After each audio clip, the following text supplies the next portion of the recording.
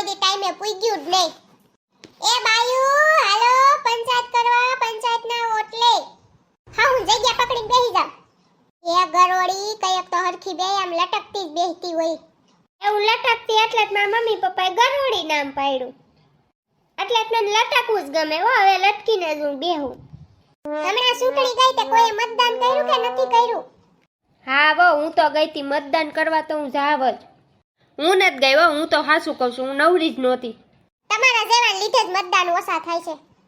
આવો ઈ વાત હાસી, મતદાન કરવા તો જાવું જ જોઈએ. હે કાકી તમે કેને મતદાન કર્યું? જેને કર્યું હોય એને, એમાં નો કહેવાનું હોય કે મેં આને મતદાન કર્યું ને ઓલાને કર્યું. તો જાવ તેલ પીવા નો ગયો તો. હું મતદાન કરવા તો ગઈ પણ મેં લટકતા મતદાન કર્યું ને તો બોગસ મતદાન ગયું. અરે નાળી નેફા વગરની તે તો મતદાન કર્યું તે બોગસ કર્યું.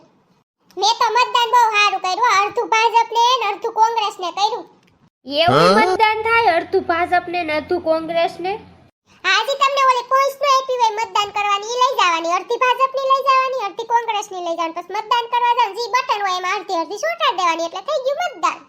તારું તો કાઈ નહીં થાય સંપા, એમ મતદાન નો કરવાનું હોય. હું તો મતદાન એમ જ કરું હો, હું કોઈ અન્યાય ન કરું કઈ.